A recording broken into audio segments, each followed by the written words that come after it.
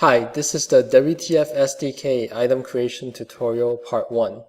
So in the previous tutorial, we've basically gone over the process of creating a quest from start to finish, and we've pretty quickly touched upon the creation of quest-based items, and those are basically the simplest forms of items that you can create. So in this tutorial, I am going to cover the creation process of a piece of armor, which is pretty much the step up from creating simple quest items. So without further ado, let's go into it. To create a new item, you simply go to the Item tab and click on the New button.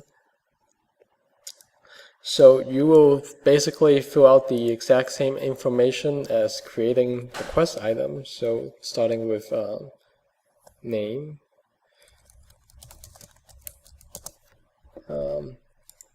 and we will use the uncommon quality, which appears as green in the item window. We will change the category to armor and the equipment slot to chest. So the next thing that I want to do is to include the graphical assets that are involved with the item.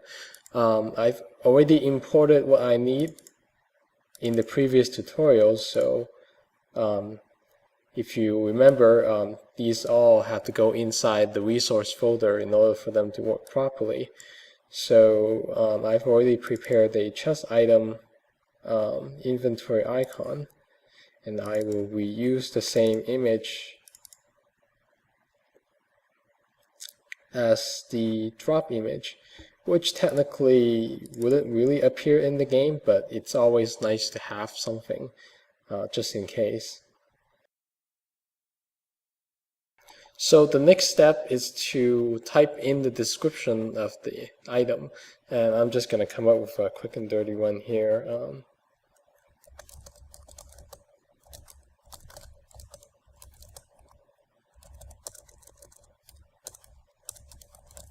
So as you can see, the gray text appears at the bottom of the item tooltip. And if you look down, there's basically two things that you want to be constantly aware of when you create an item. That is its recommended level and the recommended cost.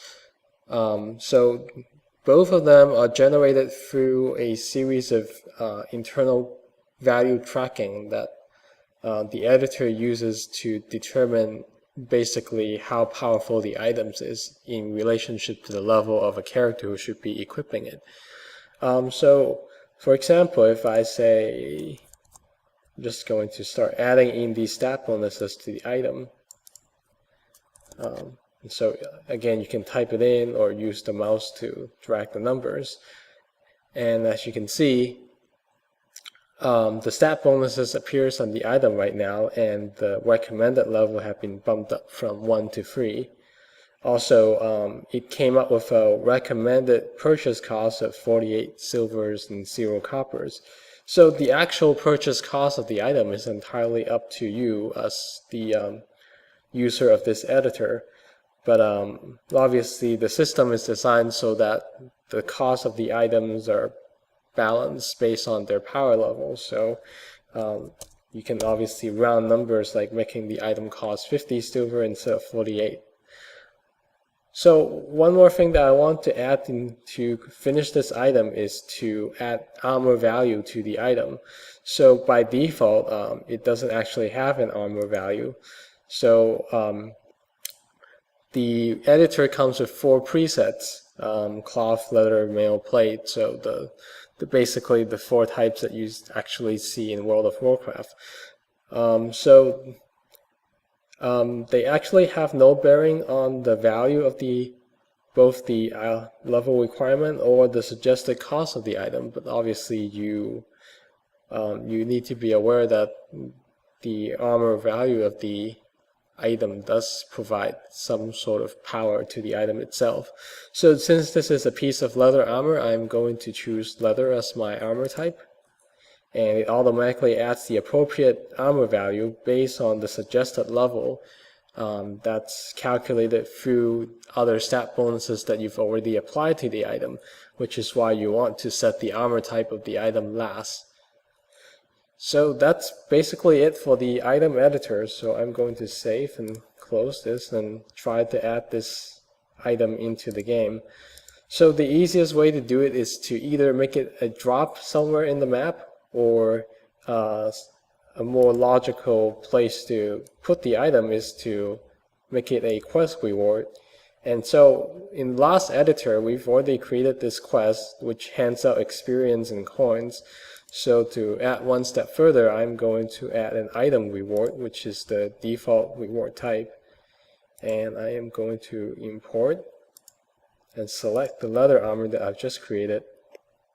And there is a special condition that you can apply to item rewards, actually to any kind of quest rewards, where you hand out the object as part of accepting the quest and not completing the quest. So we're not going to use that right now though. So that's pretty much it. I'm going to save and we're ready to test.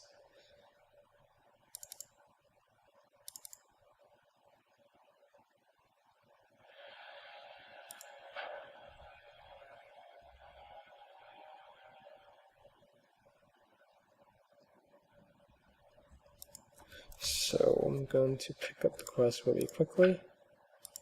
And remember, this quest has the objective of collecting flowers from this area of the map. So